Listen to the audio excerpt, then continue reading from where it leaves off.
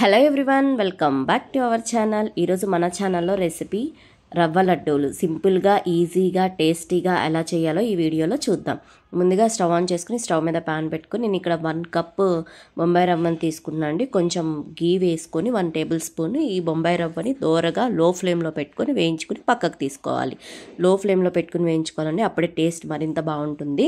So వేసుకొని పక్కకు తీసుకున్న తర్వాత అందులోనే కొంచెం మళ్ళీ 1 స్పూన్ గీ యాడ్ చేసుకొని పచ్చి కొబ్బరి తురుము వేసుకొని మనం మంచిగా ఫ్రై చేసుకోవాలండి. ఇది కూడా కొబ్బరిలో ఉన్న తేమంతా పోయేంత వరకు మంచిగా రోస్ట్ అయ్యేంత వరకు వేయించుకోవాలి. ఇలా వేయించుకున్న తర్వాత అది కూడా మనం ఏదైతే బౌల్లో ట్రాన్స్ఫర్ చేసామో బొంబాయి రవ్వని కొబ్బరిని కూడా అదే బౌల్లోకి మనం ట్రాన్స్ఫర్ చేసుకోవాలి.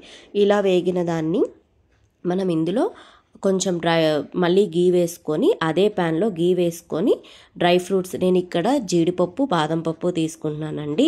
మీరు నచ్చితే ఏ డ్రై ఫ్రూట్నైనా యాడ్ చేసుకోవచ్చు. ఇది కూడా మంచి గోల్డెన్ బ్రౌన్ కలర్ వచ్చేంత వరకు వేయించుకొని పక్కకు తీసుకోవాలి. ఇలా తీసుకున్న తర్వాత మనం ఇందులోకి ఇక్కడ 1 కప్ బొంబాయి రవ్వకి 1 కప్ షుగర్ని కూడా వేసుకొని బాగా ఇదంతా కలిసే వరకు మిక్స్ చేసుకోవాలండి.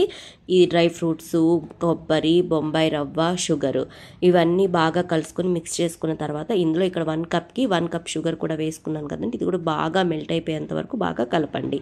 తర్వాత తగినంత పాలను యాడ్ చేసుకుంటూ మనం లడ్డూలను చుట్టుకోవడమేనండి. తగినంత పాలను యాడ్ చేసుకోండి. నేను ఇక్కడ బొంబాయి రవ్వని పాలతో లడ్డూలు అనేవి చేస్తున్నానండి. మీరు ఇక్కడ గీతో కూడా ఎక్కువ రోజులు నిల్వ ఉండాలి అంటే మీరు ఇక్కడ గీతో కూడా యాడ్ చేసుకోవచ్చు. ఫ్లేవర్ కోసం కొంచెం ఇలాచీని కూడా యాడ్ చేసామండి. సో ఈ విధంగా చేసుకుంటే మనకి రవ్వ లడ్డూలు ఎప్పుడు చేసుకున్నా చాలా మంచిగా బెస్ట్ టేస్ట్ వస్తుందండి. మంచి టేస్ట్ని మీరు ఇంట్లోనే ఎంజాయ్ చేయొచ్చు. ఓకేనా అండి. మరింత ఇంట్రెస్టింగ్ రెసిపీస్ కోసం మా ఛానల్ని సబ్స్క్రైబ్ చేసుకోండి. Subscribe for more videos. Thank you.